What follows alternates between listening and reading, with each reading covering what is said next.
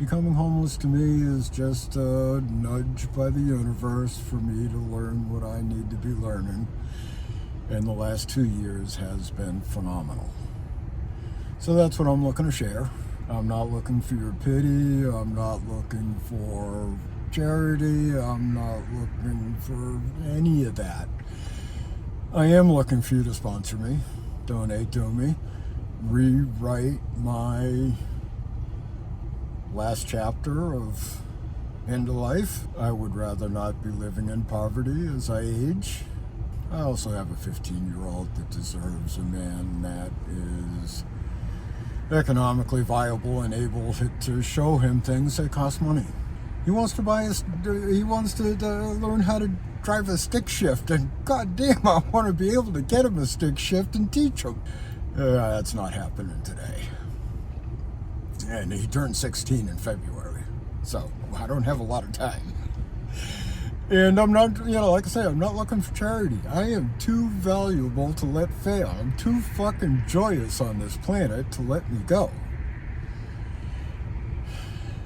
And I'm going to talk about how I've been able to maintain the resilience and the joy that I still have living in my truck.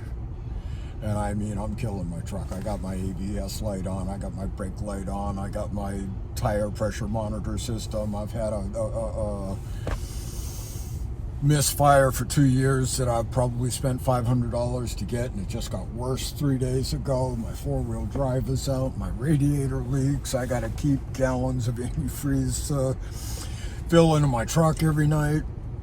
And I learned I got to do that at night, because at one point it gets down where I don't get heat and it blows cold air, and I didn't do it at night. I fired up at the truck in the morning to warm it up, and all it did was blow cold air. And then I gotta get out in the truck. One day I did it in a 10-degree day, and I'm mixing antifreeze and pouring it in the truck, and I'm freezing my ass off. And I climb into the truck, and it takes me about 5-10 minutes of shivering and getting warm. Then I get warm, and then I can start my day again. And I stay optimistic and joyous through it all. I get into other videos how I spread the joy. And I also want to get into how I got there. My mom turned hippie when I was a freshman in high school. She was one of the originals to pursue a different way of being, quality of life. And she started with going to her priest, which really wasn't in the direction she wanted to head.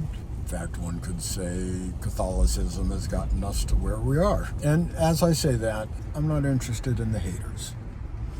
The haters can join me if they're interested in questioning their thinking, because that's what I want to do. The world has gotten into a very different place. Over 50 occupy or make up 50% of the homeless population. Over 50 is becoming homeless at a rate we haven't seen since 1929. And that is directly related to policy. And I can't blame policy, because like I say, as far as I'm concerned, the universe is just teaching me what it thinks I ought to learn, so I'll do that. So this isn't a story of tragedy with unjust consequences I don't deserve.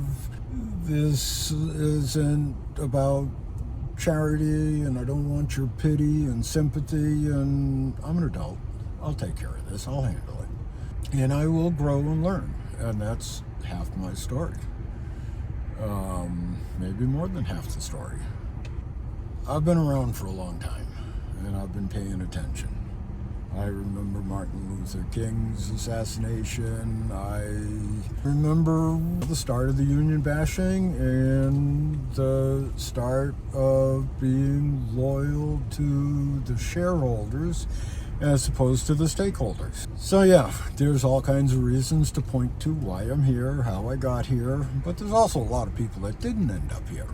So no, I could have gotten around those policies and been successful and raked in all kinds of money, but I didn't.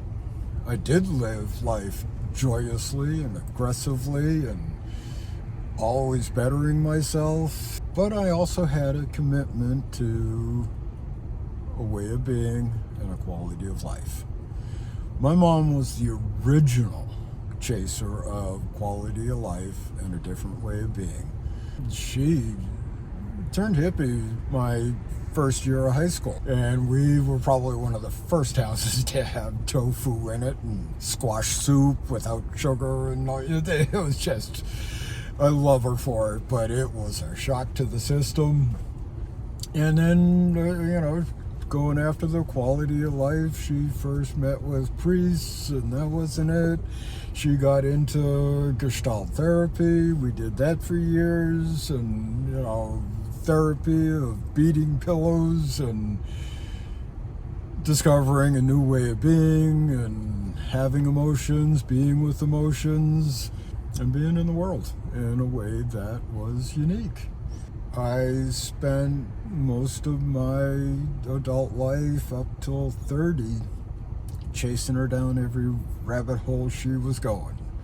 From the S training that we participated in that at cultish level for years. I was in the seminar supervisors program, logistics supervisor and trainings.